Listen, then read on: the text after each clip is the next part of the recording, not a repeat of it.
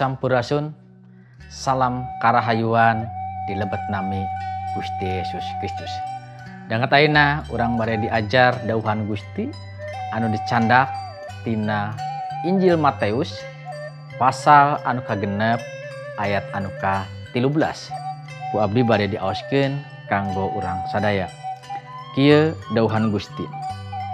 Mugi abdi ulah diterapan cocoba anu abot sawangsulna mugi disalametkeun ti panggoda iblis. Dauhan Gusti anu kurang tos didaukeun tos diaos urang bade ngarungkeunana urang bade diajar naon anu dimaksud tina dauhan Gusti ieu. Nah wargi sadaya ngalangkungan dauhan Gusti tos diaos abdi masihan judul nyata pigawe naon anu didoakeun. Pigawe naon rupi anu didoakeun. Nah wargi sadaya doa memang hiji hal anu disuhunkeun supados ku Gusti ku urang dilakukeun. Tapi aya hiji hal anu sok mindang pisan dihilapkeun ku urang yen dina doa eta urang ngagaduhan bagian kanggo ngalakukeunana dina hirup urang. Upami urang ngadoa nuhunkeun ditebihkeun tina cocoba tina dodoja tapi urang nyalira nyampeurkeun kana cocoba sareng dodoja eta hatosna antara doa sareng naon rupi nu dilakukeun teh patukang tonggong tangtos henteu kitu palawargi sadaya nalika urang ngadoa nuhunkeun ditebihkeun tina cocoba nya urangna sorangan oge ngagaduhan bagian anu kedah ku urang dilakukeun. Nah wargi sadaya ngan anu sering pisan kajantenan tina karupan jalmi dina hal ieu malih mah seueur jalmi anu sok nyalahkeun Gusti. Pajar teh kunaon Gusti? Gusti masihan cocoba samodel kieu. Padahal numutkeun dauhan Gusti, Gusti teu pernah masihan cocoba. Malih mah sanes nyalahkeun Gusti wungkul. Mindeng oge manusia nyalahkeun setan. Ieu teh setan. Kuat teuing dodojana. Padahal anu nyandak kaputusan urang ngalengkah tina bener jeung salah teh saha? Diri urang sorangan. Nanti dieu palawargi sadaya nu pikaasih di lebet Nabi Gusti mindang pisan manusia teh ngalampakeun hal anu salah kaprah. Tapi ngalangkungan doa anu diajarkeun ku Gusti Yesus ti dieu abdi hoyong nekenkeun sanes mung saukur doa anu didugikeun tapi aya bagian anu kedah ku urang dipidamel. Nah patarsanana upami kitu naon anu kudah ku urang dipidamel sangkan urang tebih tina cocoba.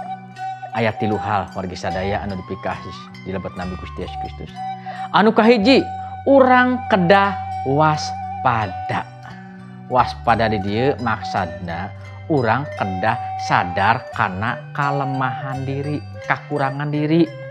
Contona lamun urang teu bisa ngojay, urang ulah mandi tina cai anu jero supados urang teu titeulem. Lamun urang cenah gaduh panyawat asam urat urang ulah resep kana tuangeun jeroan. Nah upami urang sadar kana kakirangan kana kelemahan urang nah eta tiasa ngakibatkeun urang tiasa waspada kanggo diri urang nyalira. Da upami sanes urang nyalira saha deui janten anu kahiji anu kedah dipidamel ku urang, anu kedah dipigawe ku urang, karena doa urang kedah waspada, sadar diri, sadar kana kakurangan diri. Anu kadua nyata urang kedah ngajaga pergaulan urang. Urang tenggis terang, urang moal bisa mangaruhan batur, anu puguh mah urang dipangaruhan. Wargi sadaya aya sababaraha hal anu tiasa ngabentuk diri urang. Naon anu kurang dibaca, naon anu kurang didenge, naon anu kurang katingal jeung anu kaopat sareng saha urang berdampingan atau bergaul. Urang kedah hati-hati oge tina pergaulan. Kapan saur dauhan Gusti? Pergaulan anu buruk matak ngaruksak pergaulan anu sae, kebiasaan anu sae. Nah urang tiasa ngajaga tina hal pergaulan oge. Nah ieu mangupikeun hal anu kedah dipigawe ku urang. Nah anu katilu nyata urang kedah nebihan, ngajauhan, urang nyandak kelengkah anu mangurupkeun hak urang kanggo nebihan tina gogoda cocoba eta. ulah ngahaja ngadeukeutan. Nah wargi sadaya anu dipikasi di lebat nami Gusti Yesus Kristus sakali deui pigawe naon anu didoakeun. Sae urang ngadoa nuhunkeun dilepaskeun tina dodoja sareng cocoba. Tapi oge urang ngagaduhan kewajiban kanggo ngagawean naon rupi anu didoakeun ku urang. Nah kanggo ngagaweanana aya 3 hal. Kahiji urang kudu sadar kana kalemahan diri. Anu kadua urang jaga pergaulan urang. Anu katilu urang kedah nyandak lengkah ngajauhan nebihkeun ulah duikeun ka urang malah nyaketan. Geus puguh misalkan di lingkungan teh aya tukang mabok, aya tukang ngagogoreng batur, urang anclug milu duduk calik di dinya. Nya atuh antukna urang kabawakeun. Tapi upami urang terang sakinten-kintenna aya pangaruh anu bakal mangaruhan nu goreng, urang kedah nebihan. Mangga para wagi sadaya kasih dilebet Nabi Gusti, doa eta sae tapi urang ngagaduhan kewajiban kanggo migawe naon rupi anu didoakeun. Waspada tebihan hal-hal anu henteu sae, jaga pergaulan urang.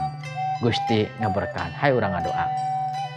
Duh Gusti abdi hoyong saimbang tina kahirupan abdi sadaya, upami abdi ngadoa ka Gusti nuhunkeun sesuatu, mugia abdi oge dipasihan kakiatan kanggo ngalakukeun naon rupi anu ngajanten bagian kanggo abdi ku abdi dilakukeun.